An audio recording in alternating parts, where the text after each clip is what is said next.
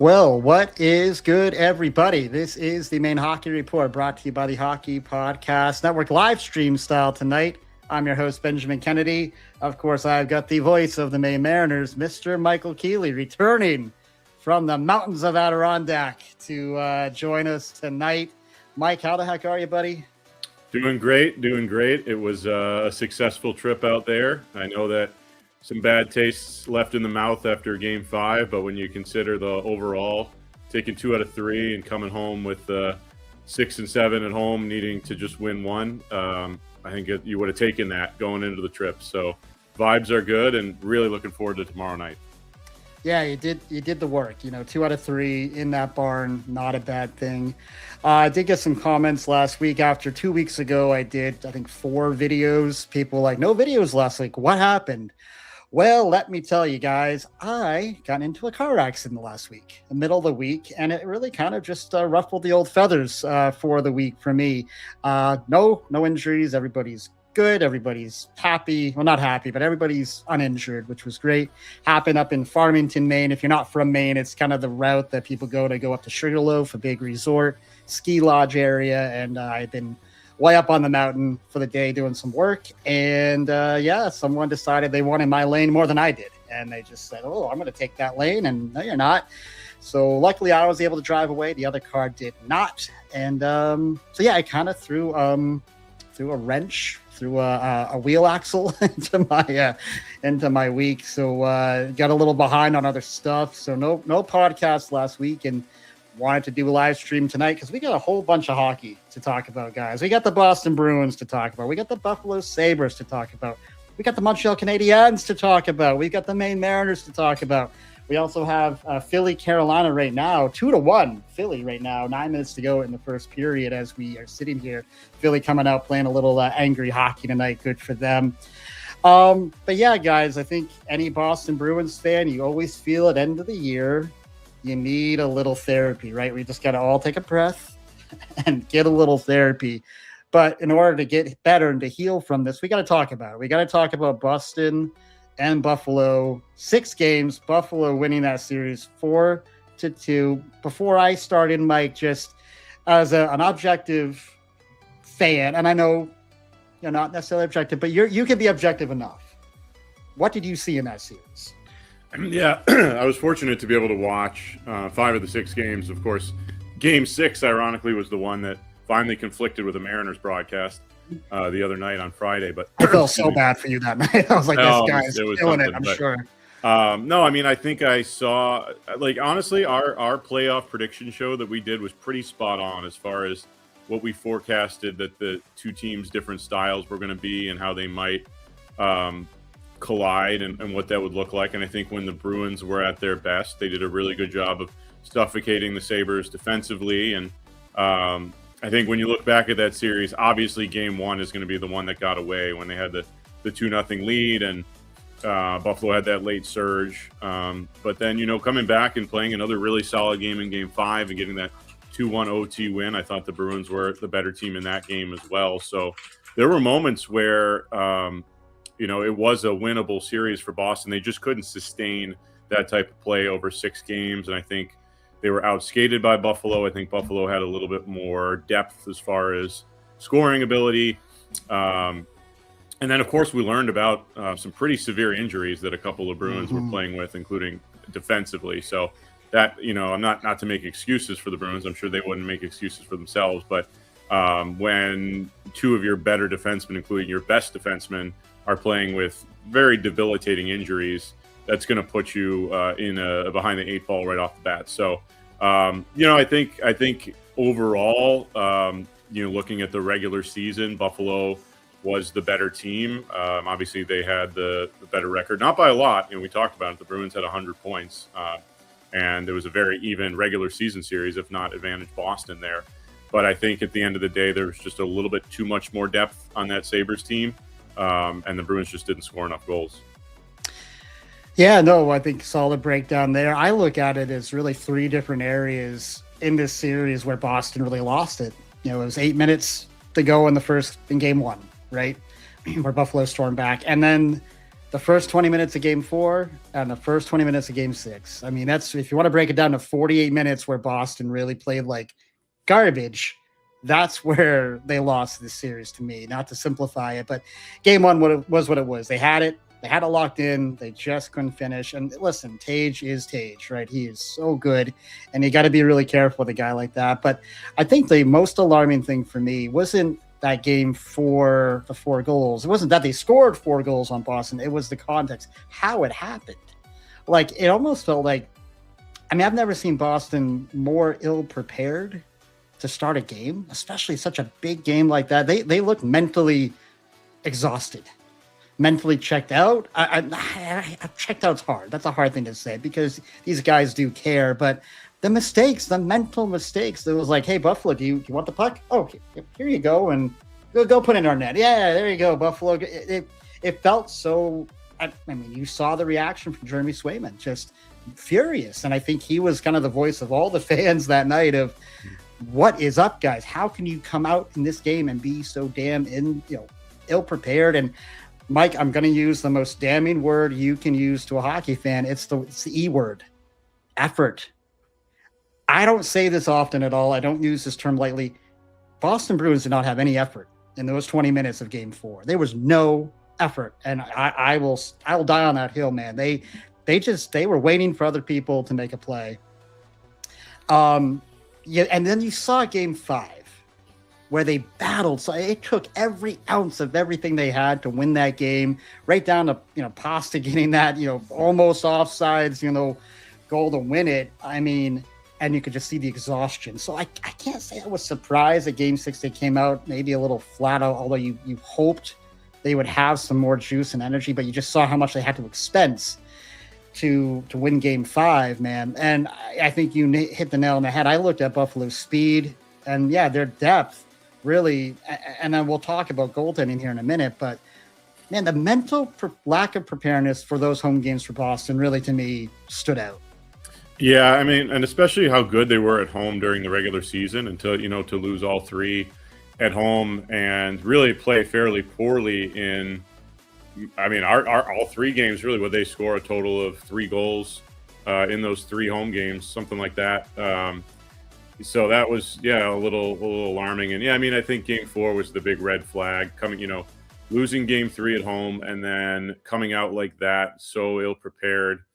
I mean, and the team, to their credit, did respond in game 5, but it was almost too little too late at that point. You're down 3-1 in the series. And, it was a tough effort to basically, the game was over after the first period, right? I know you and I were texting about it at the time, and it's rare to see that for any playoff game just because of the stakes, and usually you just rarely see blowouts in playoff games. Basically, it happens every now and then, but I mean, I think Swayman's frustration was warranted. He had felt like the rest of the team did not bring it to the level he was bringing it. And again, they did respond in game 5. And, I think when the dust settles here and we talk about this Bruins team in the offseason, I think we will, as we said on our preview show, pull a lot of positives away and talk about how they did exceed expectations and how Marco Sturm did a great job. But, it's the wound is still fresh here, obviously, and there were some disappointing performances in that series. There's no beating around the bush on that.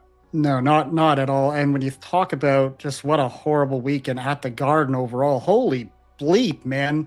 The Bruins, of course, weren't favored in this series. The Boston Celtics losing in game 7. I know I'm not a basketball guy, but those that are tell me what a collapse being up 3-1 in that series. It's tough going there in the Garden for sure. I don't think most New York, New Jersey fans, Philly fans aren't really crying any tears for that, but we've had better weekends in Boston for sure.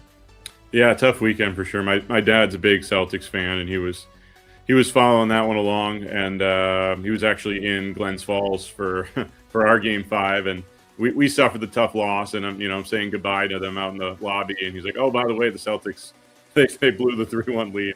So yeah, there have been better weekends in Boston sports, but over the last decade, a lot of success. So been a little spoiled. Well, let's talk about a little bit of good from this series from the Buffalo perspective. Alex Lyon taking the net, I think it was after game 2, and doesn't look like he's going to give it back. He looks really damn good, Mike. Yeah, I mean, that goal that Luukkonen gave up from center ice in game 2 was kind of the end of his run. And Lyon has made that happen by just playing lights out, as you said.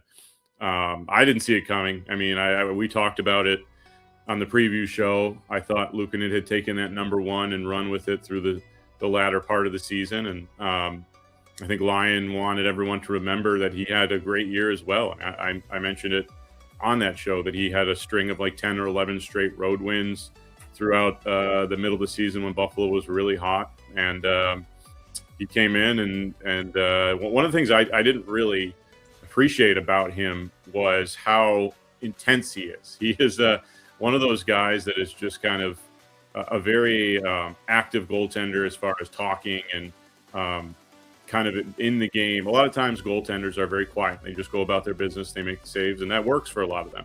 But Lyon's one of those guys that seems to want to be in it at all times. And whether it's chirping out there or just communicating with his defense, it seems a trait that has kind of revealed itself in the postseason. And yeah, from a Buffalo perspective, it doesn't now look like he plans on giving up the net anytime soon. But, throughout the course of the season, the identity of Buffalo's goaltending was, 2 solid options. So if he wavers at all, I'm sure Luukkonen will be ready to get back in there. But as we always say, I think at the end of the day, most successful playoff teams that win championships ride a hot goalie, and that's how they get it done. Yeah, it'd be really interesting to see what they do. We'll talk about the Montreal Buffalo series here a little while down here on the live stream. And just for those who are watching, I'm not a very versed live streamer here. So if you're trying to comment and they're not coming through, let me know. I know I've got this feeding through Facebook, through the YouTube page, and through X. And we're here on the StreamYard, all of it kind of coming together. So feel free to leave comments if you can, and hopefully they will come through.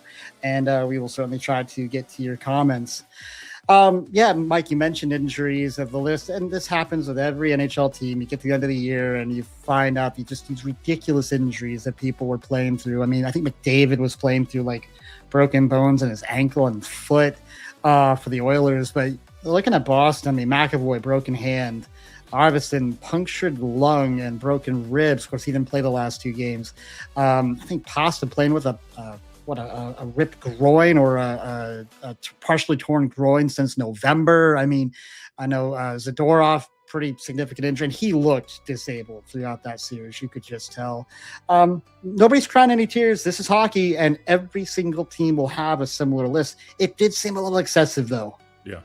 Yeah, no doubt. I mean, she's taken from someone that's been involved with the Mariners all year. The injury list has been full basically throughout the whole year. In fact, I'm sure the Mariners are going through the same thing with playoff injuries, but on the whole, it's about as healthy as they've been all season. But I mean, like you said, every team goes through this at playoff time. You hear about what guys, when they finally get eliminated, you hear about what they played on, and it's always so remarkable. And frankly, I don't know how you don't admire it, that these guys, their toughness to fight through and play through this stuff. I mean, again, we had 3 guys go down in the Mariners Thunder game on Saturday night, and 2 of them came back. Jacob Perreault had to be helped off the ice. He came back. Tag Bertuzzi went down, looked like a pretty bad injury. He came back. Brandon McManus was the one that did not come back for Adirondack, but big guy for them too. That's a big player for them. It would be, and I have no update. I know we'll talk about the Mariners later, but tying it back to the Bruins, I mean, it's one thing to be playing through an injury that you could just tape up and kind of push forward, but I mean, torn ligaments and broken bones and all that. That's obviously going to hinder your performance out there. And again, the Bruins organization itself and the fans are not going to be looking for excuses, but it certainly could have made a difference if they were 100%. I mean, you can't really argue that. So, Yeah, and I don't think it's excuses that anybody's looking for. It's just the context of what you saw out there. And that's why, you get into a series like that and people say, McAvoy's a bum and Zadoros. But it's like, guys, chill the bleep out for a second. Why don't you wait and see after the dust settles what these guys were actually playing through and hold those comments? Because, I mean, again, the fact that some of these guys were out there at all is nuts. I go back, I can't remember what year it was. So Bergeron playing through a collapsed lung in a playoff game. Was this like 2010 or 2011? I think I've got that right. It's a while ago now, but just these guys are nuts, man. They're absolutely nuts what they do. And as we go through the second round, these teams that exit out, you're going to have similar stories and similar lists. It's very admirable, like you said, Mike. It's amazing what these guys do. Yeah, people don't. I think a lot of more casual fans don't appreciate enough how tough these guys are, and it's so easy to sit in the stands and pass judgment from the outside. But until you're actually in that locker room or with these guys on the bus and you see them all taped up and iced up and the welts that they have on their bodies and everything, like once you see that, I think it changes your entire mindset, and you get a whole new appreciation for what they put their bodies through. And there's really no athlete like a hockey player, if you ask me. Last thing on this series, we do have to talk Jeremy Swayman. We talked Alex Lyon. Swayman was the best player on the ice. Maybe at times for both clubs, certainly for Boston was the most consistent player and certainly deserved better in this series, in my opinion. But any questions that people had about him coming off of last year, which was a disaster, the holdout, the contract, the team playing poorly, Monty getting fired, and Swayman missing camp, not being as sharp all year. If there are any questions, he answered, I think, just about every single one of them this year, and getting the Vezina nod, the finalist nod to top it off.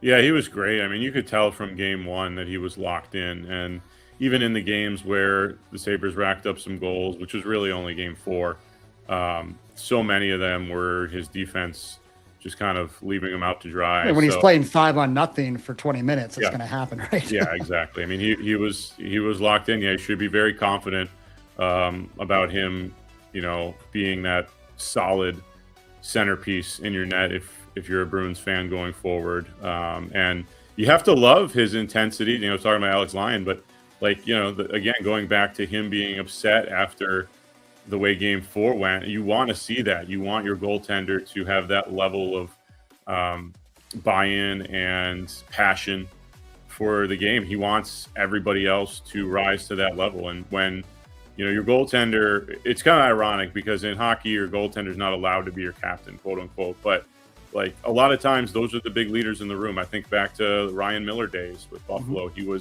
He was clearly their leader, especially prior to the long playoff drought that Buffalo ended. Those 2 years, 2010 and 2011, when they had last made it, he was the player that carried them. And of course, he was on the Olympic team that lost to Canada in 2010.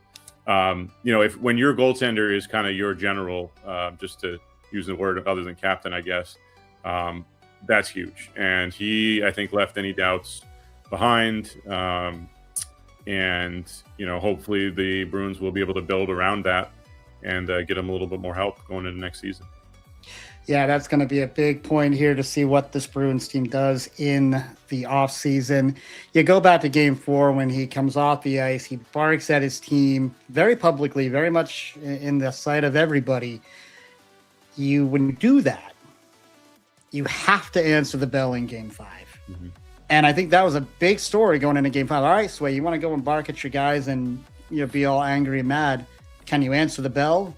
Oh, man, he did. He answered the bell big time. And I think that just gives that kind of credence. You use the term general of, he's got the clout to do that because he can answer that bell when called upon. And, I loved everything I saw from him this year. What a great bounce back. And, and I think this is a good segue to talk about the season in perspective for the Boston Bruins. I had Boston 6th in the Atlantic. I had them at 80-something points. I had them missing. I had them in kind of the wild card hunt, but maybe losing out to a Detroit or something like that. And when I sit back and take the 10,000-foot view as a big time, Bruins fan, I'm happy. I can't not be happy, with making the playoffs. You get six playoff games. Sure, it ends poorly, but you played a damn good season. You found an identity. I think a great first year for Marco Sturm. We'll talk about a few of these other things here, but this was supposed to be a retooling year, and you got 100 points. You made the playoffs in a very tough Atlantic Division. Not all bad guys, right? No, not at all. I mean, Pasternak's obviously a world-class player. You saw Swayman have the year he had. Geeky repeating his success from the year prior, which we mentioned was going to be the big question. And I mean, a very good season. I mean, there were times where they had games they couldn't put a full 60 together, and they let some leads slip. And I know that was kind of a recurring theme throughout the year. But again, 100 points, first year head coach. I think Sturm was probably snubbed as a Jack Adams finalist. Yeah, maybe. I think he should have been in there, but I know that you can only pick three guys, and I guess in the Eastern Conference especially, there were a lot of choices, let alone the Atlantic Division, there were a lot of choices. But sure, it was a good season, and I think you have some good foundational pieces to build around now, and who you can rely on, because they've proven it now over a course of years, and it'll be on the Bruins front office now to properly identify what those holes are. But I think they have the right cornerstones in place, right? They have their superstar in Pastrnak. They have a nice supporting cast in guys like Geeky and Zaka and Lindholm, and they have the rock net that we just talked about in Swayman, and clearly they have the right man leading the bench in Sturm. So you look at all those things; those are the pieces that you want to have defined, and then from there, like I said, it's just filling the holes. And it shouldn't be an overhaul of type off season needed to get this team even better next year and put them in a position to make a much deeper playoff run. And I think we learned a lot. I think the Bruins learned a lot about what they have. Of course, a couple of years ago, they make all sorts of trades, trading away Coyle and Carlo and Brazeau and Frederick. And, of course, Brad Marchand, who we really could have used in this series against Buff. But through that, you pick up a lot of talent, and you saw some emergence of some of these young guys. Fraser Minton, Kustadinov, and we didn't see a lot of James Higgins, but he is on the team now, and a little bit we saw him, he looked good. So this isn't just the same old veteran Bruins team coming back. You have some veterans, but you got some key young pieces now, and you saw a lot out of them this year.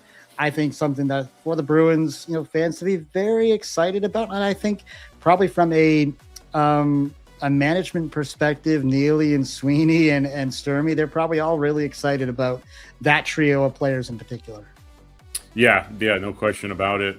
Higgins, tough situation to come in with just a couple NHL games and then be expected to perform in the playoffs. It takes a special type of player to be able to do that. But I think you saw a lot of guys step forward, and that's how you get to a 100-point team in surprising fashion, right? You have some guys step up that you didn't expect, and it does make it a lot easier going into next season, knowing that you have some pieces, maybe some more useful pieces than you thought you would have. Now, obviously, you can't assume everybody's going to repeat. Like, there's going to be guys that have sophomore slumps, or they were flash in the pan, and so you can't necessarily run it back with the same group. But you do have a lot of positive signs here from this season. A lot of guys that took big steps forward, and again, it's the wound is still fresh right now, coming off a playoff series loss. But in a few weeks, if not days, we'll be able to settle down and really enjoy the accomplishments for what they were. And as we know in hockey, Ben, it's a very short off season, so pretty soon we'll be talking about training camp. Oh, I already can't wait for that. And we do have a comment from at Jared Brown 6305. Hello, good sir. Hello. And he says, "Go Maine Mariners. I'm going to game 5.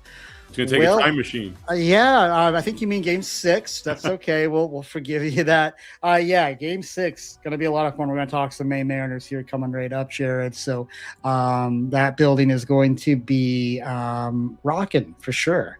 So I'm just trying to figure out my comments section here. You mean Game 6. There you go. There you go, buddy. You got it. You got there. We knew you'd get there. It's all right. It's all right. Talk about learnings for Marco Sturm, learnings for the team. I made an observation, and I thought this was a kind of a remarkable observation, very obvious one. I'm not that bright, but when you look at the first round of the NHL playoffs, the Stanley Cup playoffs, you're seeing a thread right now, a trend of young teams that are new to the fold. You got Buffalo, you got Anaheim, you got Philadelphia playing right now. Hold on, I think Carolina just scored. Might be 2-2. I'll give it a second. Beating teams like Pittsburgh, like Boston, like Edmonton, and there's still one. 2-1. Okay, there's still. Oh yeah, there. Oh, it's in intermission. They can't score in intermission, can they? But when you look at the three teams, Anaheim, Philly, and Buffalo, what do they all have in common? They haven't made the playoffs in a long time. And young. Yeah, and Philly, Anaheim, and Buffalo. I'm trying to find a common thread. You're going to have to tell me. All veteran coaches who have been there before. There you go. Rick Tocchet, Joel Quenneville, definitely been there before, and Lindy Ruff been there. I don't know if you were even born when he first coached Buffalo, Mike. I'm not sure. How old were you when he was first coaching Buffalo? Long time ago. Yeah, I can tell you one thing. When he was coaching in the '99 finals, I was only 8 years old, and I really wasn't even a hockey fan yet. So it definitely precedes my hockey fandom. Yeah, and I think that outside of Edmonton with their coach who's been to the Cup a couple times, still a younger guy, but I just think that for some of these first-time coaches like Dan Muse, like Marco Sturm, for as well as they did, I think Muse was one of the Jack Adams finalists. I think he made that list. As good as they do, and I think, and Jared, I agree with you. I think Marco did a phenomenal job, and taking that team to 100 points, freaking amazing. And I think he did get a little shafted by not being a Jack Adams finalist. But with all that said, he got beat by Lindy Ruff, a guy who has done it and done it and done it again. You see what happened in Anaheim and Edmonton, and you see Philly just taking it to Pittsburgh. I know it took, 6 games, but now Philly, right there with Carolina playing a better game tonight. There's something to be said, and I look at all these pro sports. I think coaching in hockey means more than maybe any other sport, maybe outside of football, right? I think it really resonates, and I'm really excited, curious. If we had Marco Sturm on, man, wouldn't I love to get him on the podcast? What he would say is the biggest thing he learned or his biggest surprise going from the AHL. Now, I know he had been assistant in the NHL, but what would be his biggest surprise, and what would be the biggest thing he learned in this season? Mike, any stabs at that? Any guesses? Yeah, well, first of all, on the overall narrative there, it's interesting because I was listening to another show this morning as I was driving into work and talking about how much is made out of playoff experience, and a team like Buffalo, which has very little of it, found a way to win. But you make a good point that their coach has about as much playoff experience as anybody. So, perhaps it's the coaching experience that means more than the playing experience come hockey. But, what did we learn about this season was how good the Atlantic Division is. I don't know if Marco anticipated that or not, but we know Toronto didn't. Yeah, right. Yeah, well, that's true. Man. What was a whole the other second podcast. part? What did he learn, and what was the other part? What of his biggest surprise would be from the? But I think the Atlantic Division being that good might be the surprise. Yeah, again, it makes getting 100 points all that more impressive. But there's always the game is always evolving, right? I think about, again, I'll just reference the last time Buffalo made the playoffs. So go back to my childhood fandom, the game is so much different than it was even then. And then, go back to, it's ironic. You talk about Danny Briere, and he played on the last time Buffalo had won a playoff series. Danny Briere was playing on the team, and now he's, the GM of the Flyers. And, the game is a lot more, I think it's a lot more structured now than it was then. I think it is Of course, you have goaltenders that are bigger and more athletic, and it's obviously still a very exciting game, and some teams play different styles than others. But I think, on the whole, from Sturm, who played kind of in that same era as Briere, he's probably had to watch as the game has evolved, and that it applies to Ruff, obviously, who's coached through several different decades of hockey as the game has evolved. So I'd like to hear Marco answer that question. I think it'd be a good one, Ben. Maybe if you can find a way to get a credential into the locker room cleanout day, if you haven't missed it already. I think we've already missed that. Yeah, it's already coming on.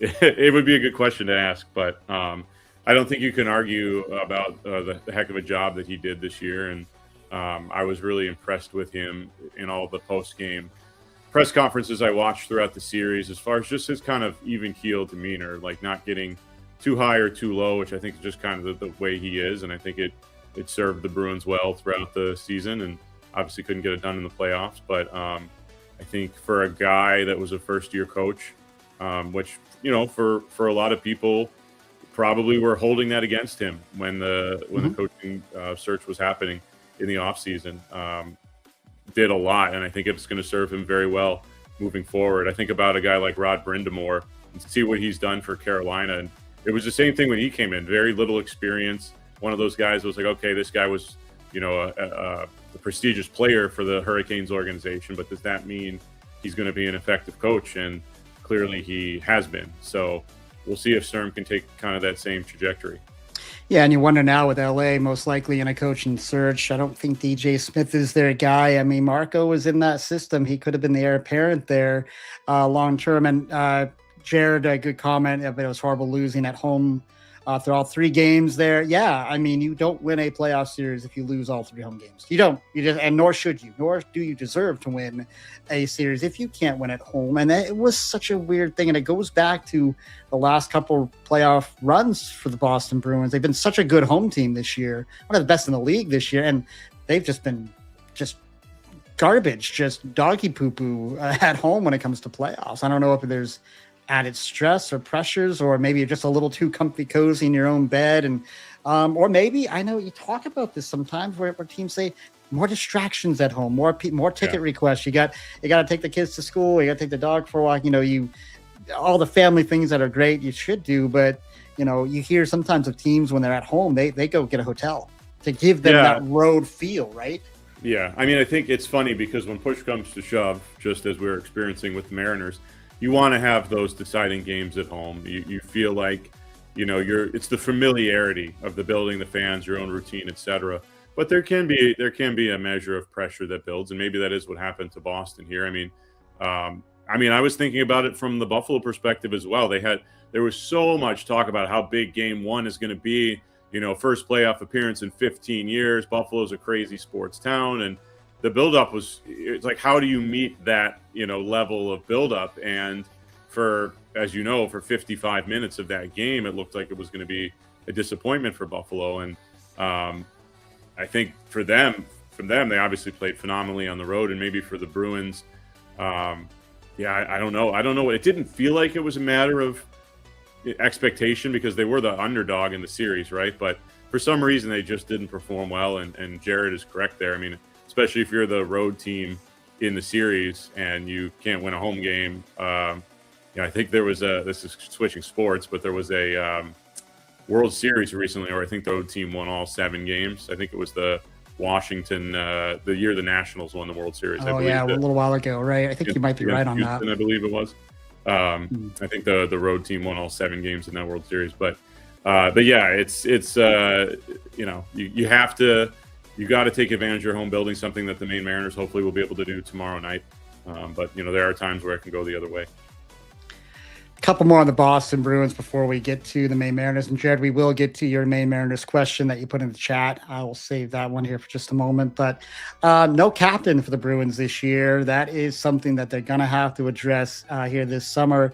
Mike, looking at the roster right now, who would you pick as the Boston Bruins captain? That's a tough question. Gosh, sometimes you just go with your best player, right? And so you go with Pasternak. But I think I think he might be a guy that might benefit from not necessarily having the C and just going out and playing his game. To me, Charlie McAvoy seems like the captain of the team. I know that he, again, look at that. Jared and I are on the same Jared's page. on the same page with you. Again, you think about the warrior mentality of fighting through that injury that he had. And, obviously at the kind of a sour ending there at the end with his little altercation with Benson. But, don't slew foot him. He's got a broken hand. Exactly. Crying out loud, right? I'm not justifying he should swing his stick at people before people get on me for that. But he's the heart and soul, I think, of that team, and a guy now that has been there for how long has he been a Bruin? At least 5 years, right? Who, McAvoy? Yeah. Oh yeah, Leo. Yeah, 6 or 7. I'd have to look up his hockey DB card, but I think he's the pick, and it's sometimes it works for a team, going through the whole season to figure out who exactly it's going to be, and you get to a certain point and say, okay, we're just going to roll without one. But again, going back to what we were saying earlier about the foundational pieces are kind of in place now, it seems like this would be the time to do it, and so he'd be my pick. I don't think Mitten has enough experience yet, Jared. No, I think down the road Mitten could have that opportunity. He has a kind of a feel to his makeup, I believe, but not quite yet. But down the road, perhaps. Before we move on, I do have to just mention our show sponsor here, DraftKings. Everybody, the Stanley Cup playoffs are here, and let me read that again. Stanley Cup playoffs are here, and DraftKings Sportsbook, an official sports betting partner of the NHL, has a new customer offer. Bet player props, bet live from the opening faceoff to final horn. Every moment matters. New DraftKings customers bet just $5 and you will get $100 in bonus bets instantly. Download the DraftKings Sportsbook app and use code THPN so you're ready for the moment. That's code THPN. Turn $5 into $100 in bonus bets instantly in partnership with DraftKings. The crown is yours. And just bear with me for one moment, guys. Gambling problem? Call 1-800-GAMBLER or 1-800-MY-RESET. New York, call 877-8-HOPE-NY or text HOPE-NY. Connecticut, call 888-789-7777 or visit ccpg.org. On behalf of Boot Hill Casino in Kansas, wager tax pass-through may apply in Illinois. 21 and over in most states. Void in Ontario. Restrictions apply. Bet must win to receive bonus bets which expire in 7 days. Minimum odds required. For additional terms and responsible gaming resources, see sportsbook.draftkings.com/promos. Limited time offer. Gambling problem? Call 1-800-GAMBLER or 1-800-MY-RESET. New York, call 8... All right, sorry about that, guys. It's a little bit clunky, I know, trying to do that read live. Thank you for your patience for that. And thank you, DraftKings, for sponsoring us here at THPN. And I do want to give a call to that. That is the Hockey Podcast Network, the group I am part of. There's probably over 100 podcasters on there. So if you are looking for, Anaheim Ducks coverage, if you're looking for Detroit Red Wings coverage, if you're looking just for original content, go check out the Hockey Podcast Network.com. All sorts of fun shows, including mine on there as well. They are a great group of guys and girls, and I've been able to be part of a New York Rangers podcast back this winter on a live stream. That was a lot of fun. So, go check all of that out. Definitely appreciate all their support.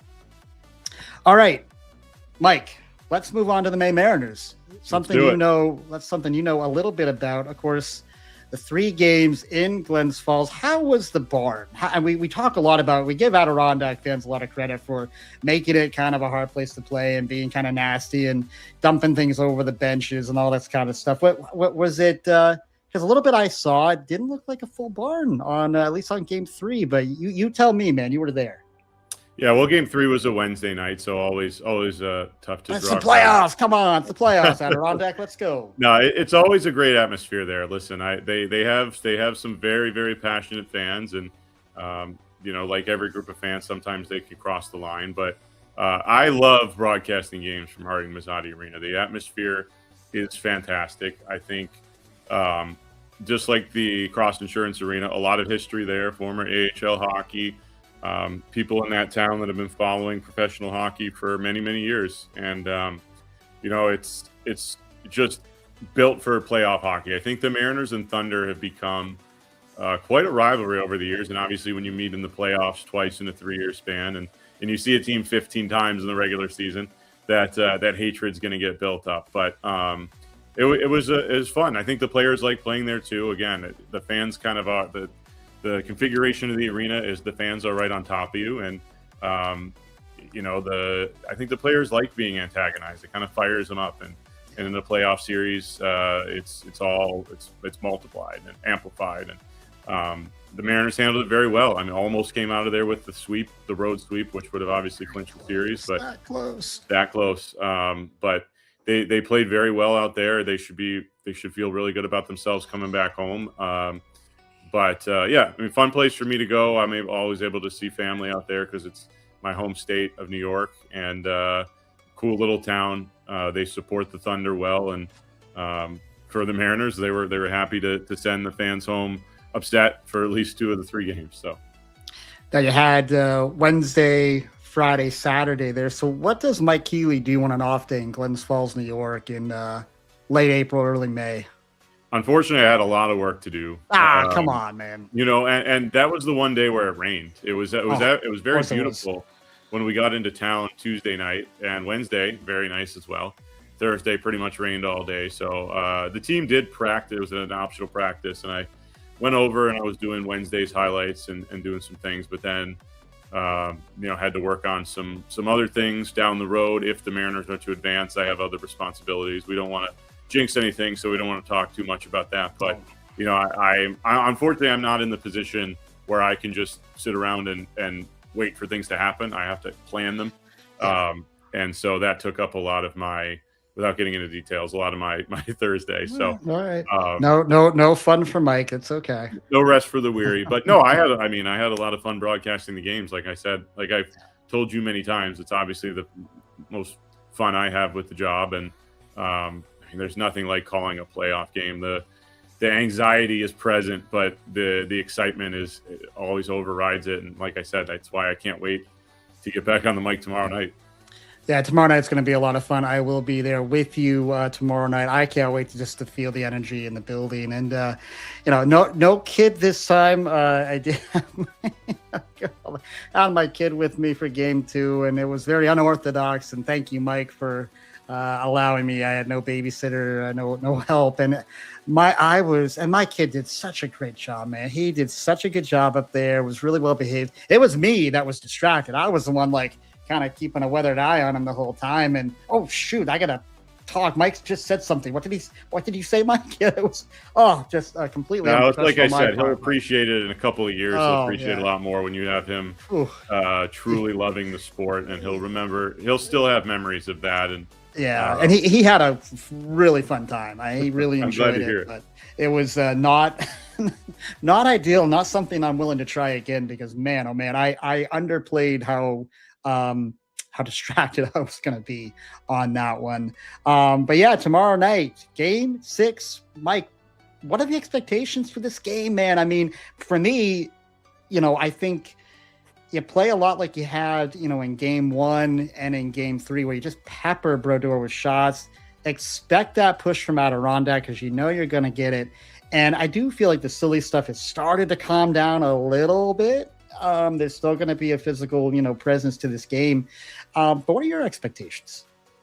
Yeah, I mean, to start with the physicality, these teams are actually towards the bottom of the postseason teams in average penalty minutes per game. So it has not been nearly as chippy as I thought, especially when you consider we all remember how game 1 started, where there was basically a fight that didn't really turn into a fight, but a premeditated fight off the opening faceoff. I expect the Mariners to come out and play a very strong game like game 1 and game 3, where they dominated both of those games and I think proved that they were the better team in this series. Now, it's been tight all series long, and there's no reason to think it won't be tight again tomorrow. 1-goal games, overtimes everywhere, but I think we've seen a consistent thread that 5-on-5, the Mariners have more depth than the Thunder. They have a little bit more offensive punch. They, as you point out many times, come the third period, it seems like they have the better legs. And I think they're going to be fired up and ready to go. Rick Kowalski was on his weekly segment on the Mannix and Mannix show this morning, and he mentioned how all the guys at the rink today were so fired up to be there that they still had the bad taste in their mouth from Saturday night, and they wanted to get right back on the ice and play game 6. And I love to hear that. I mean, I think that's such a encouraging sign. And when this team is at their best, they are very hard to beat. I think they're as good as anyone in the league, and especially now with the roster they're able to, or the lineup, I should say, that they're able to put out there. Sean Element has been a huge boost to this team. Came back for Game 3, already has 3 goals. I mean, you're at the point where you're healthy scratching Zach Jordan and Sebastian Vidmar. Like that is how deep your team is. And if they have lapses and they turn the puck over, Adirondack's a very opportunistic team, and they're going to take advantage. But when they're locked down, positionally sound, and making good passes, staying disciplined, working hard, I don't think Adirondack can beat them. So that's the team I expect to come out tomorrow. I think they're going to want to get it done. They definitely don't want to mess around and have to play Game 7 because, as we found out with Montreal and Boston, anything can happen in a Game 7. So, I think this determined Mariners team, and I fully expect them to play one of their best games of the series tomorrow. Yeah, Jared, I agree. Hudson's been phenomenal. Perreault's been great. I think we all know with Perreault, it's just stay away from the silly mental mistakes. He took that penalty. Was it in Game 1? Off the face-off there, where just Game 2 that was. Game 2, I'm sorry. And when he can just focus on hockey, man, he's the best skater on the ice by a mile. And not that the other guys aren't good skaters, I don't mean that, but he's a special skater. And Hudson's just been lights out so far. Yeah, I mean, you see, again, I think this is something we talked about on the Bruins preview show a couple weeks ago. When you get to the playoffs, you see the best of players, right? And so when you have a locked-in Jacob Perreault that is maximizing his already elite skill set, that is fun to watch. I mean, his power play goal that was the game winner in Game 4. We've seen how many times he's been patient this year, but he just crept into the slot. Adirondack just kind of fell asleep, and then he has an NHL caliber shot that he was able to beat Jeremy Brodeur with stick side. And again, he went off with a fairly severe-looking injury in Game 5, but came back later in the game, looked good. Not sure what his status is tomorrow. Hopefully he'll be good to go. But and then touching on Jacob Hudson, the other player mentioned there in the comment, he has led the Mariners in scoring in the playoffs. He's the only player that's a point in every game. Another guy that's kind of just built for playoff hockey. He's gritty. We saw him fight in Game 2. Or Game 1, I think it was. He doesn't care that he's undersized. He'll go toe-to-toe with anybody. They were targeting him. They were trying to rattle him. They were trying to throw hits. And, of course, Tanner Edwards got himself suspended with a high hit in Game 4, and he's out for the rest of the series. But, Hudson is just he's a weapon on the power play, and he's really stepped up big time. Yeah, for sure. We have a question here from Ryan Kinsey, 3292. Are we thinking Cab or RV between the pipes tomorrow night, Mike? Well, I don't have any information on it, but if I was speculating, I would think it might be Luke Kavlin. RV played all 3 games in Glens Falls. Didn't play poor. He wasn't necessarily lights out. I thought there were some games where he was better than others, but I think Cav's your fresher goalie right now. He has not played since Game 2.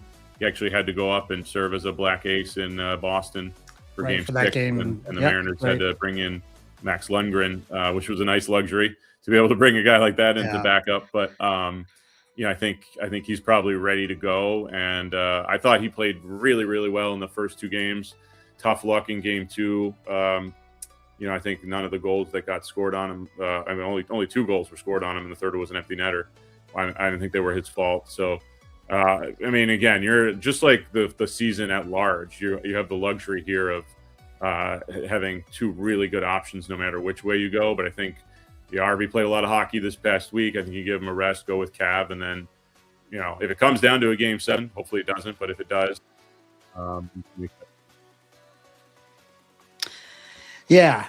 think I do agree. I think Cav probably most likely for tomorrow night. And a lot of questions here about Lundgren. What are we looking at for next year? We'll see what next year brings. I mean, I think there's a lot to be said about what happens in Boston. I mean, after the 2 years Michael DiPietro has just had, and looking for that Calder Cup this year in Providence. Now there's a Providence question, Jared, that you asked as well. We can address Providence here in a moment, but there could be some goalie movement in this organization next year. I am not convinced that Korpisalo will be a Boston Bruin going into next year. His contract suddenly isn't as big as it was a couple years ago.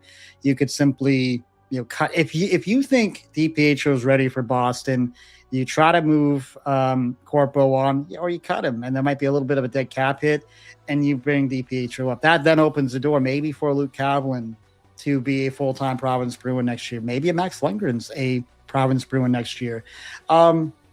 Do we see Max here next year and more of a starting role? Perhaps. I mean, we're too far out, though, to even have any idea. But to think that there won't be some goalie movement within the organization, there's going to be movement, I think, no doubt. Well, it's funny because it's amazing how many times I've gotten this question, or we as a team in the Mixler chat, et cetera. There's a lot of excitement for this kid, and rightfully so. I mean, what a year he had at Merrimack. But, it is too early to tell. But we know that the Bruins always like to have depth in the goaltending position. And to your point about DiPietro, back-to-back AHL Goaltender of the Year awards, he probably could be playing on a lot of NHL teams. And sure could. We saw him here in Maine, so he's gone through the whole system really. But there's a lot of question marks. What does Kavlin come back? Does Korpisalo come back, et cetera? So we'll find out. We'll have a much better idea when the depth chart is kind of sorted out in the fall. But he certainly he will be an option to be here. It'll just depend on what Boston looks like, what Providence look like, and how things trickle down. Yeah, for sure. Now, going back to Sean Element, Mike, have you had a chance to chat with him, in New York, and just kind of off camera, like how did he feel? How did he sound talking? And even on camera, we did a post-game interview with him after Game 3. I don't know if you got a chance to see that, but he just is so excited to be here, which I think is awesome. And as not that the room needed any more energy, but he's brought a renewed energy nonetheless with just the way he the way he carries himself and the respect he commands. And like a guy that spent basically the entire year in the AHL and then played 3 Calder Cup games, coming in really in good shape, good hockey shape, and ready to go and ready to dominate. And the moment I saw him, he was skating before the bus left for Glens Falls on Tuesday, and he just had a big smile on his face. He was ready to go. He talked a lot about seeing his friends again. He's got a lot of guys on this team that he considers good friends, and he was so engaged and so into these games, scoring 3 goals. We know he's a physical presence, but at this level, he's a very, very well-rounded player. He can play in a top 6 role. Obviously, he can play in a bottom 6 role. If you need him to drop the gloves, he can do that. But we saw him score a power play goal. And I think when you play 31 games in the AHL plus 3 playoff games, you come back down, I have to imagine the game just slows down for you. I mean, he told me his game doesn't change no matter where he's playing. But, you have to think he's out there and finding it a little bit easier to operate and move and make plays. And I think it's showing in the results. And I can't wait for the home crowd to be able to react to him tomorrow, because even though he played 8 games here during the regular season, and maybe half of those were at home, he was already a fan favorite. The reaction when we announced that he was coming back was very joyous. So I think he'll be energized by the home crowd as much as anybody tomorrow. Well, I'm sure the Milwaukee Admirals had way more people from New England watching their playoff games than they ever have, man. The interest that a lot of Mariner fans had, kind of cheering against Milwaukee. But, and it's good that he had that attitude, because you can be an AHL guy, and he probably feels like he belongs in the AHL at this point in his career. You can kind of have a salty attitude after you lose. You want to still be up there playing for the Calder Cup. Can I go back to ECHL? But so good that wasn't his attitude. He's just excited to be here. Like you said, had his buddies and just wanted to keep playing hockey. You'll love seeing that attitude. Yeah, it's inspiring when you see a guy just loves the game that much, right? And especially a guy like him that puts his body on the line. But he's a machine. He really is, and couldn't think of a better piece to add into this playoff roster. It's awesome. Getting a question from Jeremy Grabkowski. Who do you think slides in for Luke Johansson, Nielsen or McDonald? I assume he means McKinnon. Yes, I think he means, but I think he means McKinnon. Yeah. Those are the 2 choices. Loki got called up to Providence today. I think they had an injury up there. This is where that depth helps, right? That's where having depth is big. A guy like Nielsen, who's played all of these professional games, to be able to have the luxury to throw him in there is huge. I think he'll probably get the nod just for his experience. McKinnon's obviously a rookie with with a limited pro experience, but I don't think you can go wrong. I thought he was very solid in the games we saw. He's physical, he's responsible.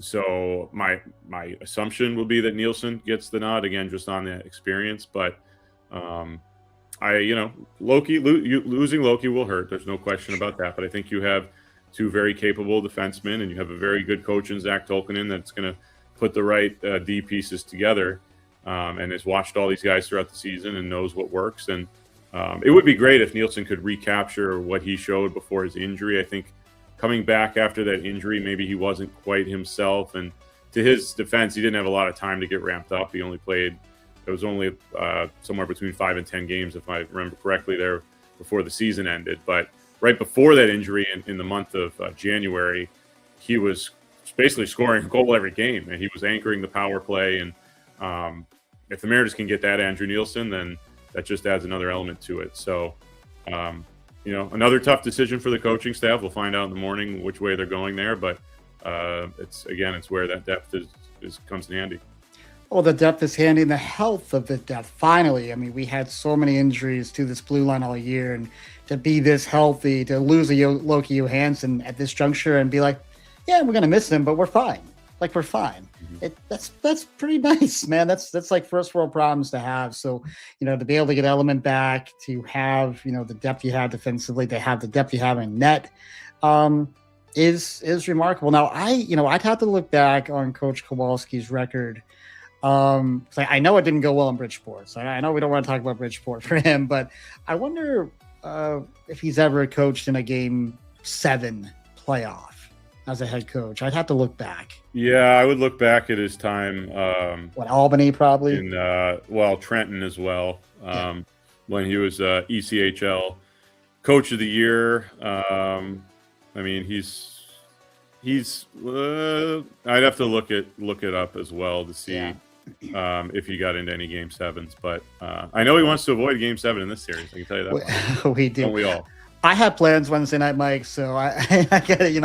I can't. No, I'm joking. I'll be there if I have to be, but I think to everybody's point, we'd love to see this closed out in 6. Just the pressure of a Game 7, because anything can happen, right? In a Game 7, you can have, a freak injury. You can have a puck bounce from 100 feet away, like you did in the Buffalo-Boston series. You can have crazy stuff happens, and you'd rather just clean it up, take care of it, and. Like we've been talking here, Mike, Maine's been the better team all the way through this series. Yes, Adirondacks gotten a couple of games, but I look at that game too back in Portland. That was a winnable game for Maine. It just was. Now Adirondack was desperate, and they played desperate, and they did enough at the end to win. One other really funny story about my kiddo that night. I don't know if you remember, Mike, but at the end of the second period, it was like this long drawn out. There was 3 seconds on the clock, and I got to tell this story because this poor kid, what a great job he did. About a minute to go, my little kid's like, Dad, I gotta pee. I'm like, I'm on the radio. I can't get 1 minute. And then we get to 3 seconds. He's like, Dad, I gotta go. That 3 seconds took about 10 minutes. If you remember, there was like a fight broke out, and there was shit all over the ice, and the refs had to clean things up, and they had to figure out penalties. They were sitting around the box talking, and my poor kid's just like doing a little dance, and I know we finally got to the end of that period. I threw my headset off. I said, I'm like, I gotta go. And hey, you Maine Mariner fans, thank you so much for those men that were in line. Someone said, hey, this kid's gotta pee, and everybody, whoop, it was like the Red Sea parted, and we were able to get right to the bathroom. So that's, good job, you Maine Mariner fans. You really pulled through for us on that one. And listen, if you had to go, I would have understood, That was hilarious. We're getting another question here from Paige Fogg. Thoughts on Graves for Adirondack? I believe he should be on suspension for his actions in Game 5. He was terrible. I was as harsh as anyone. If you listened to my broadcast, the end of the third period, I was pretty hard on Graves. It's playoff hockey, so for those that didn't see it, you can go back and watch. But I think there was about 5 minutes left in the third, and he was going back in the zone. I think it was him and Zach Jordan going back for the puck, and the referee kind of got in between them and set an unintentional pick, which happens. You have 4 officials on the ice. Referee gets in the way. he got a little aggressive with the referee to the point of basically shoving him out of the way. I thought it was excessive. I mentioned it on the air at the time. I think the referee gave him a little grace because he did impede him, and he felt bad about it. But then Graves went off and knocked the net off, which should have been a delay of game penalty. But again, I think taking the whole thing as a whole, the thought process of the officials was, okay, we kind of messed up here. We're going to give him some grace. But then as time was hitting zero, he was tangled up with Jackson Bellamy in front of the Mariners net as the play was coming all the way down the ice. He ended up basically going over the top of Bellamy. And usually when that stuff happens, it's kind of both guys are kind of guilty. We talked about it with Benson and McAvoy, right? But I thought, at that point I had gotten a little bit triggered and I thought somewhere in there probably should have been a penalty. But, at the same time, I do respect the whole idea of putting the whistles away in the playoffs. I do think it has to be egregious, especially in a tie game late. Listen, it's the way Graves plays. He led the league in penalty minutes this year. He that's the way he plays. Should he be suspended? Again, I don't work for the league. They're going to have their own standards on what warrants a suspension or not. Again, they suspended Tanner Edwards for his high hit on Hudson in Game 4. So I definitely think there was enough for abusive officials and delay of game on that one play, and then probably interference on the Bellamy thing. But again, I understand letting a little bit more go in the playoffs as well. So. And I think to that point, eyes are watching these playoff games. ECHL is very glued to every playoff game going on. Their player safety people are watching this stuff. So, yeah, you just have to kind of trust the process. I know we talk about in the NHL all the time that the line of what's suspendable and what isn't kind of moves a little bit. There's context to it. But, to your point, Mike, he plays on that edge, and he crosses that edge sometimes, and certainly not probably allowed his emotions to get the better of him through that play. A little shout out to Keels here from Brent DeBorn, I think is how you pronounce. Hey, Keels, how are you doing? Just want to say you do a great job on the air. How are you doing, my friend? Thanks, Brent. I appreciate the kind words. I see you on Twitter all the time posting about watching the games. I think Brent's a big fan of Jacob Hudson, if I'm not mistaken. So thanks for the support, Brent. I know you're watching from somewhere out in, I believe, Western Canada. Or Eastern Canada, one of the extreme Canadian provinces out there. So, appreciate the support. And thanks for your loyal listenership and viewership. Yes, absolutely appreciated, Brent. And of course, that's my kiddo's name. So how can I not like that name? And another comment here from Jeremy. Has there been any update for Perreault? I think you just talked about that, but no, he came back to the game, but looked pretty bad when he left. Also, what about McManus? Heard he left in a boot and on a scooter. I have no update on either. Perreault, all I can say is Perreault finished the game. I thought he looked pretty good after coming back. He had a good scoring chance in overtime. Don't know his status for tomorrow. Again, it goes along with this time of year. Everybody is banged up, and it's kind of day to day. Rick said it on his interview earlier today. Like, there's guys that like the lineup cannot be put together the night before anymore. Like, you have to see how guys are feeling in the morning. And good news is, if he can't go, again, Vidmar sat last game. It's a pretty good guy to be able to plug in there. We know that, Perreault's got a lot of talent and certainly would like him in the lineup. But no official update on that. And then obviously McManus, that's the other team. I don't know anything there. I don't know anything about a boot or a scooter either. That would be hearsay from fans. So I don't have update on either one, but we'll see. I'm sure both of them will try to play. It's playoff time. Yeah, we'll know by 6:45 tomorrow what it looks like out there for the most part. And just a lot of excitement. It's been a little while since we've had this kind of anticipation, I think, for a playoff game in the city of Portland for these Maine Mariners. I mean, it's been 2 years since we've been to the playoffs, and I think that Game 7 against Adirondack 2 years ago, was that in Glens Falls, Mike, if I'm not mistaken? Yeah, I was talking to Gabe Haferman, our content creator, today in the office about how this, win or lose, this is going to be the first playoff series to end in Portland in Mariners history. That it's either ended in Reading or in Glens Falls in the prior 3 years. So, that Game 7 still haunts me. It was a 2-0 Adirondack win. It was basically 1-0 with an empty netter, I believe. And the Mariners just could not buy a goal that night. They played well, couldn't buy a goal. Another comment here from Jared. Plus, I have a question. Why didn't we play James Higgins in the final 2 games? Of course, talking about the Boston Bruins. Good question. I know there was a lot of voices from Boston, Ty Anderson being one of them, talking about why not play Higgins? What do you have to lose? Yeah, I just think maybe just his youth and experience in tight games. Do you really want to? Do you think maybe you're going to do some sort of damage to the kid if you put him out there and it goes poorly? I don't agree with that. I think throw him out there. Nothing else was working, and you've got this. Yes, he's young, but a kid who when he did play, he played all right. He wasn't the worst player on the ice. He did his job when he was out there. Pasta had nothing but praise for the kid. Yeah, I guess I understand Game 5 because it was such a coming off such a horrible Game 4. Do you really want to put him out there for that? But Game 6, yeah, I could have seen him in Game 6, and maybe I was a little surprised by that too. Mike, what your thoughts on that? Yeah, I think sometimes rookies are the unfortunate victim of needing to shake up a lineup. You could play well, but just because you don't have the experience, you kind of get the short end of it, and that might have been the case there. Like you said, a very poor. Porter Martone's been playing for Philly all the way through, right? He's number 6 pick. So there's evidence that can work to the contrary, but I think a lot of coaches just take that philosophy. I'd rather go with the guys that have been there before, after a poor performance, and sometimes it can be unfair. I thought Higgins was pretty good. Again, I didn't watch every game, but a lot of potential there. I think he made a good first impression, and again, very limited NHL time. And to get thrown into the fire of the Stanley Cup playoffs, not easy. So it'll be fun to watch him from day one next year. Assuming he's going to be on the roster from day one. The Bruins organization, you always have to earn it, and that's the way it should be. It's true. It is very true. But it'll be fun to watch a full season of him and watch him develop and grow throughout the year. Yeah, I can't wait.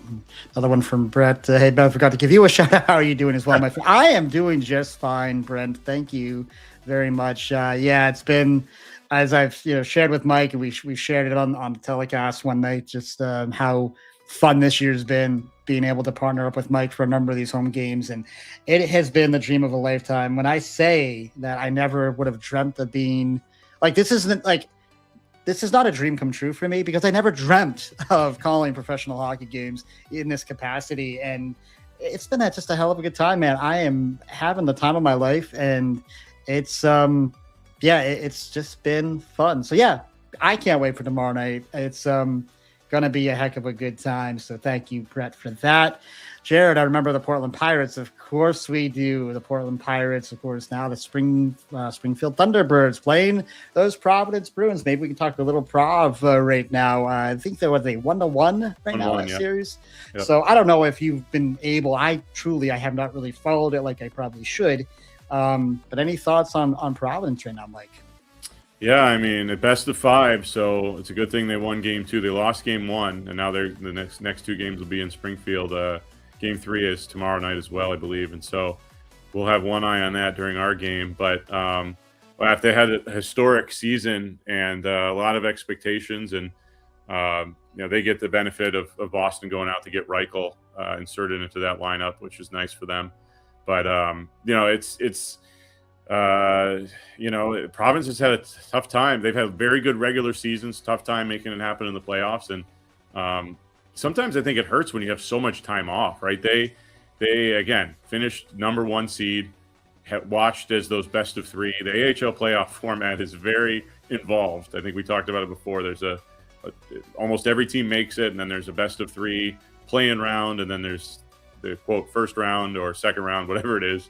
But any way you cut it, they had a lot of time off, and I think that can be dangerous. But good to see them bounce back and win Game 2. They're a well-coached team. Ryan Mujanel won the AHL Coach of the Year, very well-deserved. You have the goalie of the year again, and Michael DiPietro.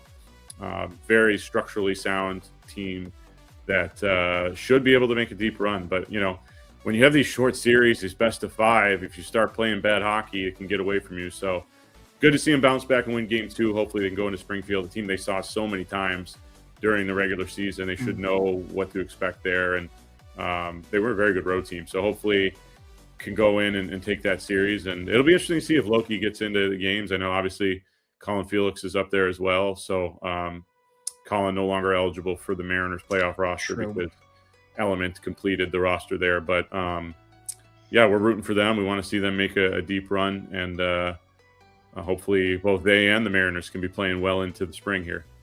Yeah, I do the Bruins organization proud for sure. Just going through some of these comments. I got Jared checking in, but Philly has a Mitchkov problem. Yeah, we'll talk Philly here in just a little bit. From John Brennan, my apologies, we already discussed. Thoughts on who gets a nod tomorrow night between the Pipes and the Mariners. Yes, we did talk about this. We have no inside knowledge, John.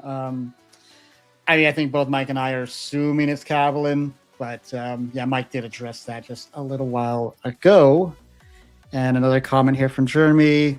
Obviously, the results been better, much different roster, but how has you seen this team respond to Coach Kowalski as opposed to Wallen in the past couple of years? Is it the different coaching styles or one coach having more experience? Mike, yeah, I mean, I'll start. I mean, Terrence Wallen obviously been here a long time, set a lot of the foundation of what we're seeing right now, I think. And I think was just my personal opinion. The little bit I got to know him last year, it wasn't a lot, but one of those coaches that probably a better coach than people want to give him credit for, because I know that he could be polarizing to the fan base. I think that's pretty fair to say. I loved Coach's demeanor. You know, people would get out from, I want to see him get riled up and, you know, get angry. He was so even-keeled, level-headed.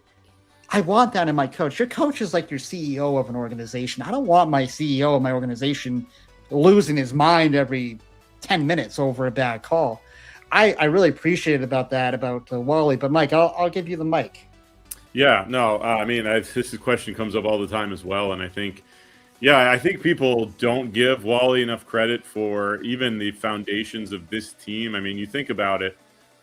Think about some of the key players on this team and who brought them in. I mean, Robert Cronin, Linus Hemstrom, Brooklyn Kalmakov. These are guys that Terrence brought in. The list goes on, and so I do think there's a little bit of unfairness often lobbed Wally's way. But Rick is a phenomenal coach. I mean, there's no question about he's brought this team to a whole nother level. I mean, there's the results speak for themselves, the confidence that they play with, the buy-in that he has gotten them to make. And it was evident from day one, from the very first practice. This guy came in with a plan. He knew what he was doing. He knew how to build a team. And then the players he has brought in to supplement and complement that foundation that was already there, he's just used his network so well, which is such a massive network, to bring in key pieces. I mean, Max Andreev, what a player this guy is.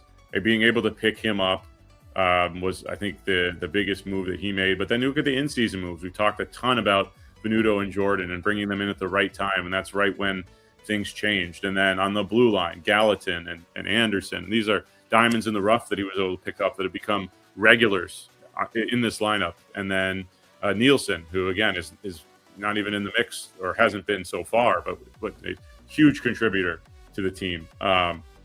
So I think Rick's also been a very good development coach. I mean, some of the guys that I mentioned that Wally brought in have taken huge strides this year. Linus Hemstrom, I think, has to be considered the most improved player. You saw the potential that, again, credit to Terrence Wallen for recognizing that and acquiring the talent. But then I think Rick really massaged that talent and made him into the player he's become. And so, yeah, I think this whole narrative of, Wally going and Rick coming in, is the only reason this team is good is a little bit unfair to Wally. But I think Rick deserves all the credit in the world. I mean, he, in my mind, should have been considered for ECHL Coach of the Year, an award that he's already won in his illustrious career. So yeah, he's done a great job. I'm always going to defend Terrence. I think he did a good job here as well. I would say too, a little bit more help from the affiliates this year, which never hurts. So yeah, but I mean, taking nothing away from Rick, he deserves a ton of credit. Yeah, and guys forget that. You were a Boston Bruins affiliate owned by the Philadelphia bleeping Flyers, guys. Though, how much confidence is Providence really going to have in sending players down when you're sending them to an Eastern Conference owned, team? Like that's a little, and that happens in minor sports. It does. It happens all the time. It's not unusual, but that is a bit of a hurdle that I don't think Wally got a lot of credit for. having to deal with. Yeah, I mean, it was a reality, right? I mean, it was a weird situation. We had to explain it to coaches, not to coaches, to fans all the time. That I mean, I can't blame fans for looking at it and being, okay, so you guys are owned by Comcast, but at the time we were Rangers affiliates originally. Remember? True, right at the beginning, and then Bruins affiliates, and there's confusion there. And then there's Danny Briere was very involved, and all of a sudden he's the GM of the Flyers, and so it definitely makes it easier to have that independent ownership. And Dexter, and what an amazing job Dexter. It's amazing we haven't brought him up yet on this stream. He's been an unbelievable owner. But to not have just that kind of confusion helps out. There was never anything untoward going on or anything like that. No, I don't think I wouldn't assume that. No. But yeah, I mean, it makes all the difference. And again, I think it also has been a process over the course. I mean, this affiliation began in 2021, and there's trust that gets built over the course of the years. Different coaches come and go, and the blueprint has been there for the development. We've already talked about DiPietro on this stream, Justin Brazeau, and I think this year you've seen it's another strength of Rick, is his ability to develop players. I think the Bruins have been really happy with the development of some of their prospects under Rick. And Loki, I mean, of all the guys that have been here, you look at like potential. I think Loki might be the guy with the most potential. Obviously, he's so young; he's not even 20 years old yet. And I think unfortunately, he's missed large portions of the season injured. But I think you got to be really happy with the progression he's made down here. And with each and every year, the Mariners prove themselves to be more and more of a valuable breeding ground for talent and prospects. Yeah, we talk about movement every year. There's going to be movement, in Boston and Providence. I think we got a number of guys on this Maine team that could be prominent players in Providence next year, and down the road could be wearing that spoke B. That's for sure. And it's another question here from Jared Brown. Who do you guys think improved for the Maine Mariners this year? That's a good question, Jared. Yeah, I mean, I mentioned Linus Hemstrom. I think 35 points on the year. I mean, what did he have last year? I'll just click on his page real quick. I'm not going to pretend I have that one off the top of my head. But 7 points in 24 games with the Mariners last year to 35 points in 69 games this year. I think if you were giving out a most improved award, it would have to be him. I mean, Robert Cronin, technically a rookie. So, the sample size was small, but he was one of the best rookies. He got the Iron Man award. He was the only Mariner to play all 72 games. He took a huge step forward.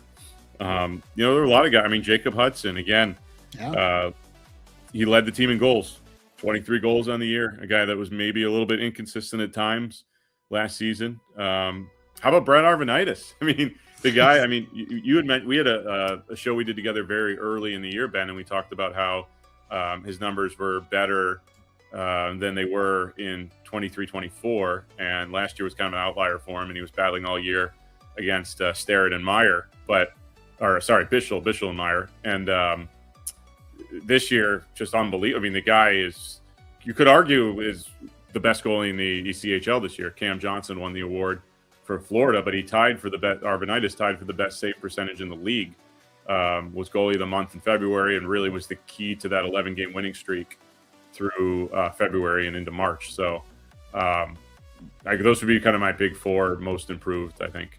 Yeah, and Hemstrom's one. I mean, if we go back to the preseason, I think you and I talked about it in the preseason. I know Coach was very honest about it, that he didn't kind of know where Hemstrom was going to fit, if he was going to fit on this team, if he was going to be a healthy scratch.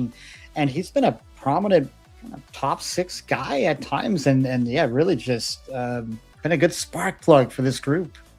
Yeah, and I think he's just, in the playoffs too, he's just given Rick no choice but to put him in. I mean, he's a guy that would played his way into the lineup. Yeah, you look at who would be on the bubble if you just look at the roster, and maybe he's a guy that you say, okay, you were taking him out, but he just basically said, you're not taking me out. I'm good luck pulling me out of the lineup. So credit to him. He's been amazing, and he doesn't have a goal yet in these playoffs, but I think tomorrow might be the night. Keep an eye out for number 21.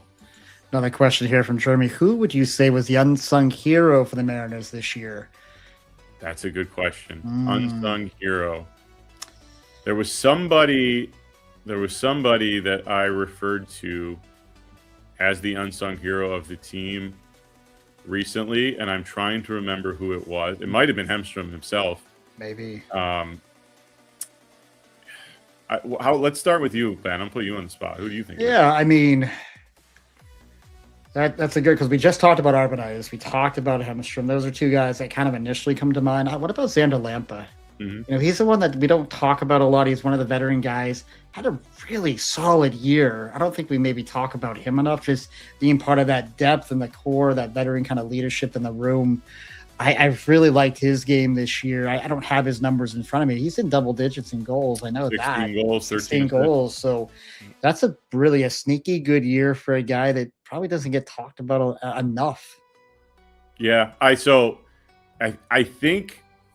Robert Cronin was my answer to this question, and the question is, does he become unsung? Can you consider him unsung when he was third on the team in scoring? But I think he still went under the radar because he's not a very flashy player.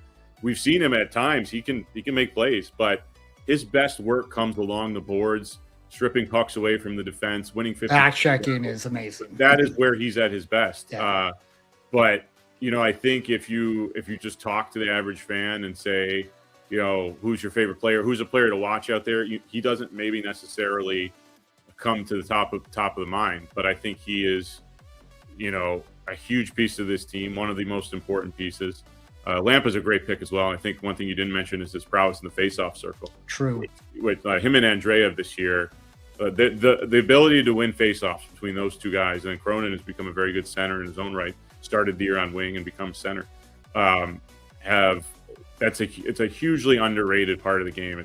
It dictates who has the puck, and it gets your offense flowing. And I think there's a lot of good choices for that question from Jeremy there. But I like Lampa for sure. Another guy, I think he's knocking on the door to get that first playoff goal. He always plays well against Adirondack. But I think Cronin's a sneaky good pick too.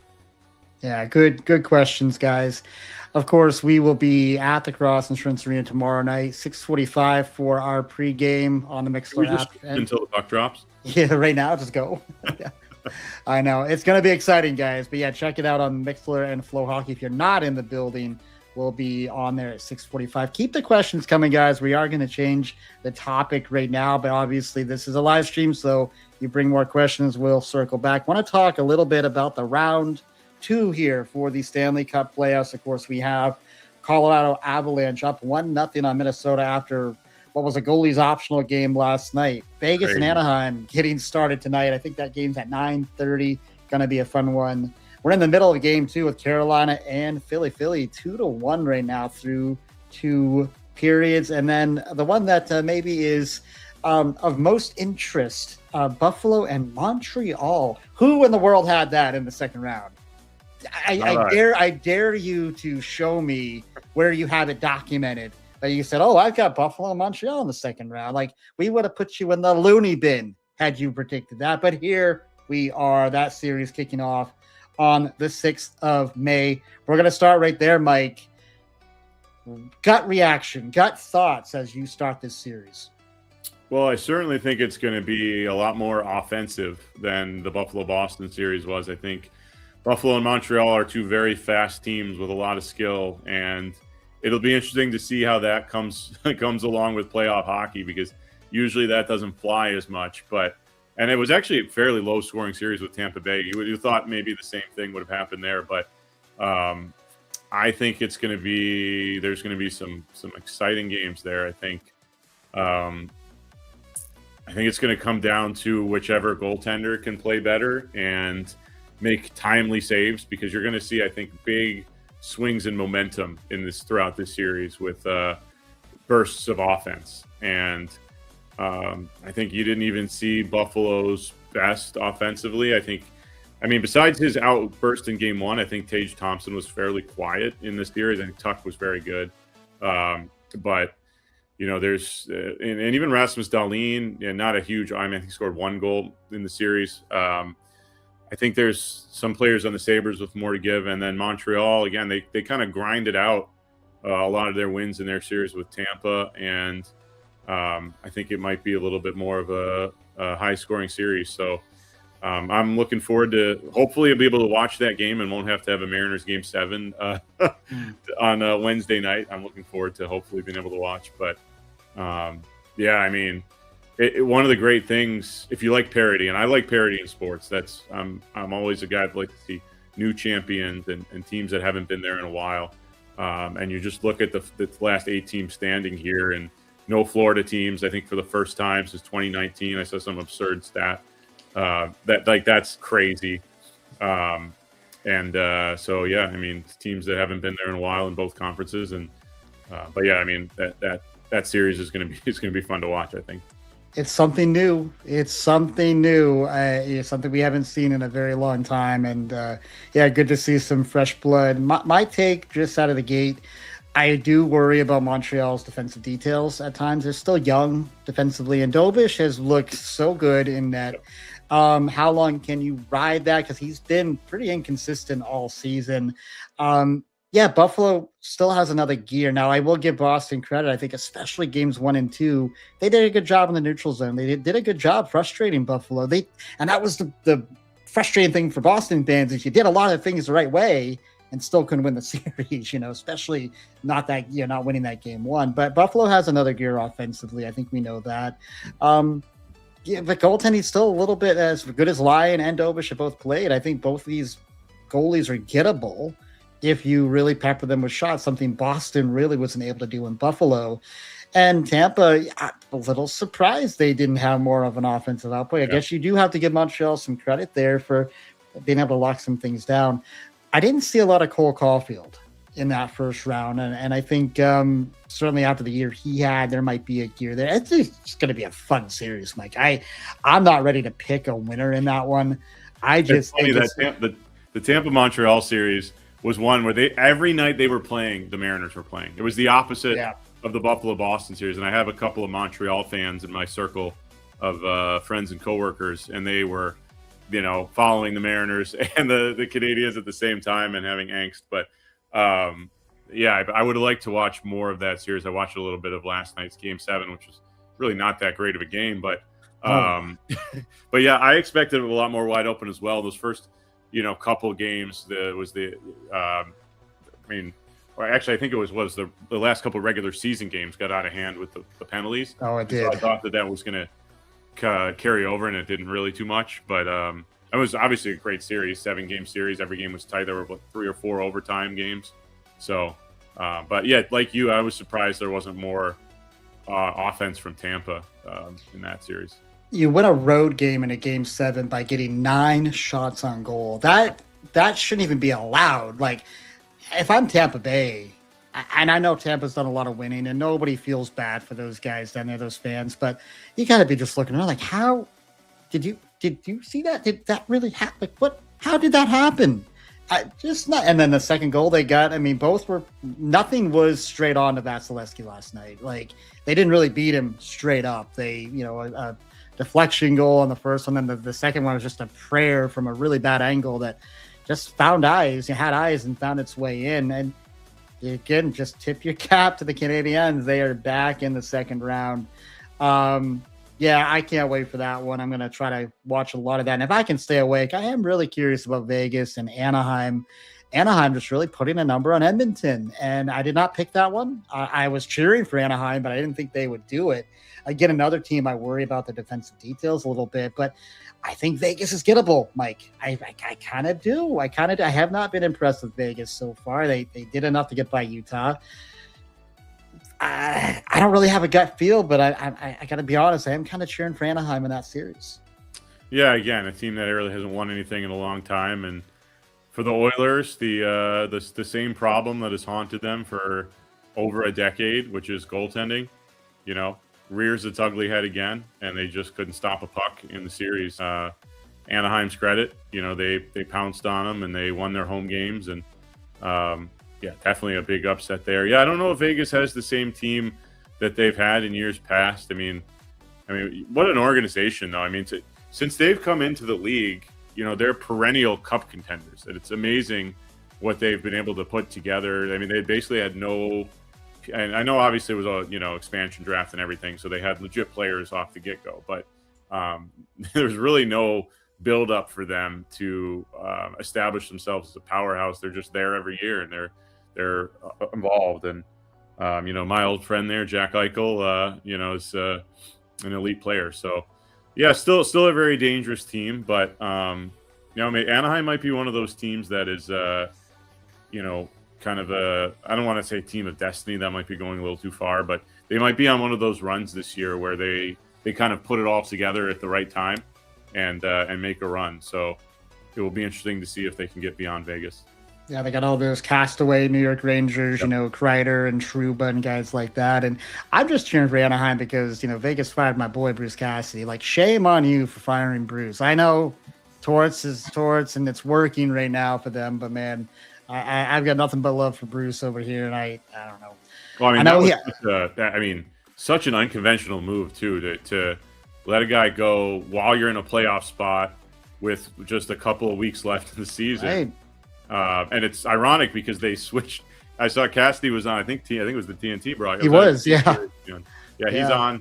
He's in the studio now. Torts, of course, was in the studio. Now he's behind the bench. Yeah. Crazy. And definitely a raw deal for him there. That's I know people that want to defend the move say, "Hey, listen, Bruce rides guys hard. He has a shelf life, but you know what? Talk to the hand. These guys are getting paid big time. I know there's something to be said for dressing room culture and how you talk to players today maybe is different than you did it in the 90s, early 2000s. But end of the day, kind of grow a pair, I guess. I don't know. Like, yeah, Bruce is going to ride you hard, but it's not because he's trying to lose or trying to steer you the wrong way. He got a raw deal in Boston, in my opinion. He got a raw deal in Vegas after winning a cup. And no doubt he'll be now that Pete DeBoer's off the table, he'll be the number one guy hired if he wants a job. Right. This offseason. That's a whole other podcast we could do.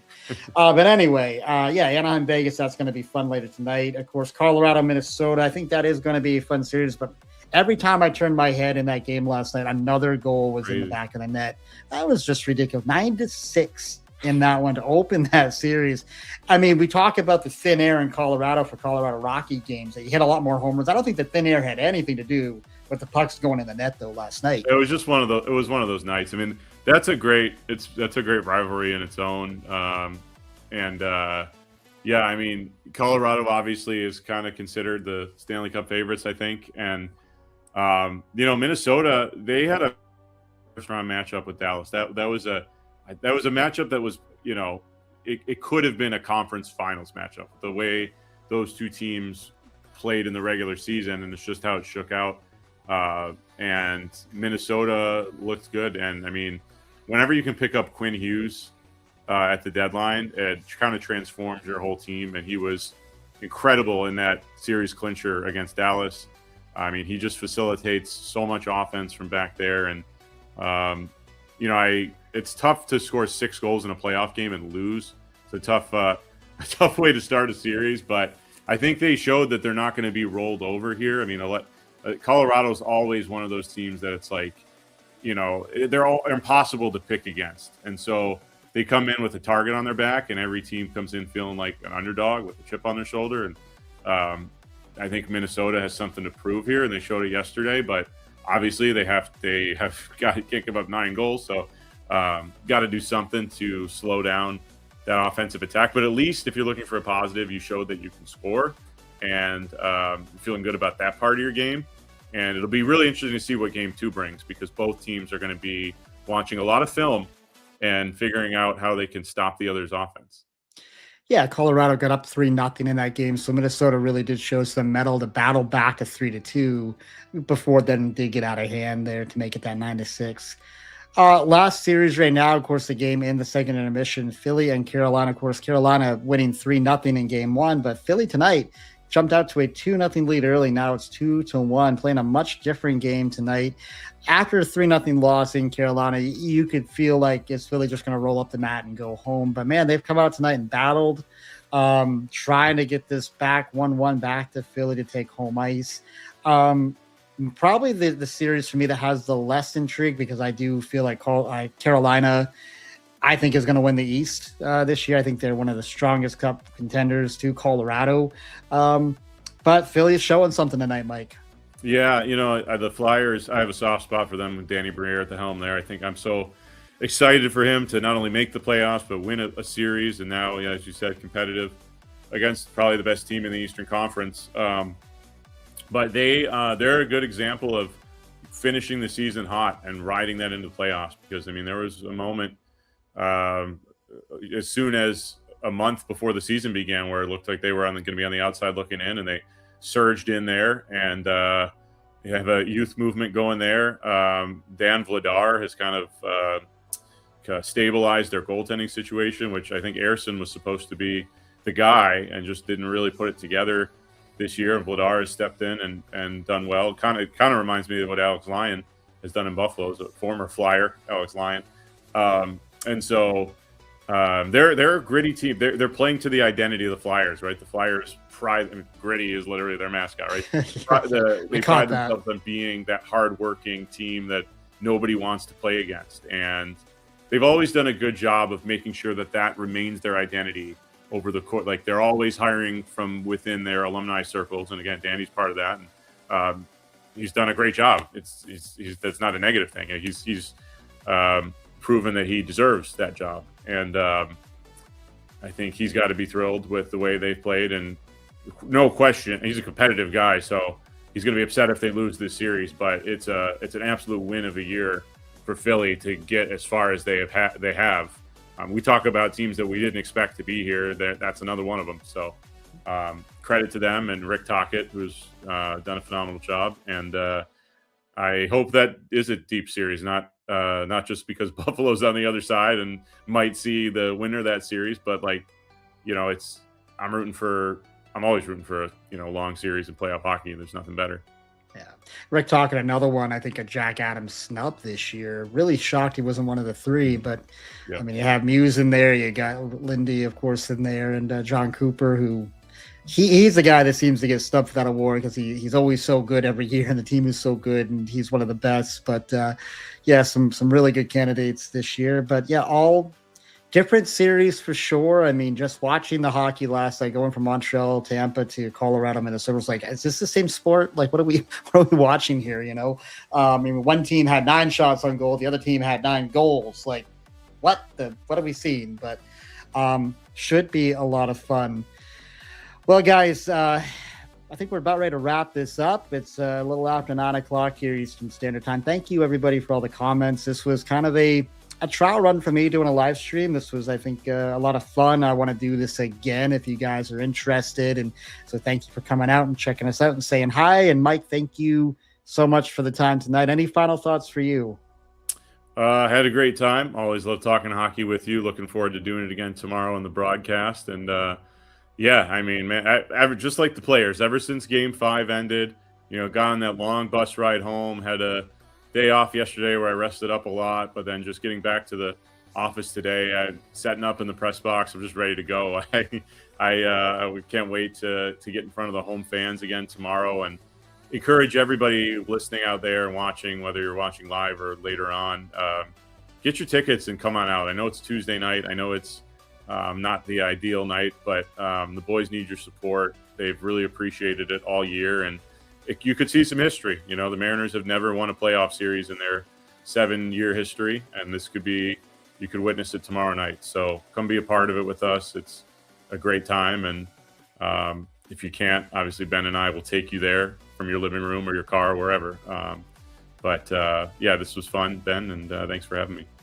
Yeah, no, this was a good time, and thank you guys for adding to the show with all your great questions and comments. And this is, again, something we will definitely be doing again down the road. It is recorded. It will be on my YouTube channel. So if you did miss parts or some of it, or just want to play it back because you're having a hard time sleeping tonight, go for it. Go check it out. But guys, thank you so much again. Flow Hockey TV and the Mixlr app. 6:45 will be our pregame from the Cross Insurance Arena tomorrow night. The Maine Mariners and the Adirondack Thunder. Game 6. Guys, thank you so much. And until next time, be kind, show love, and God bless.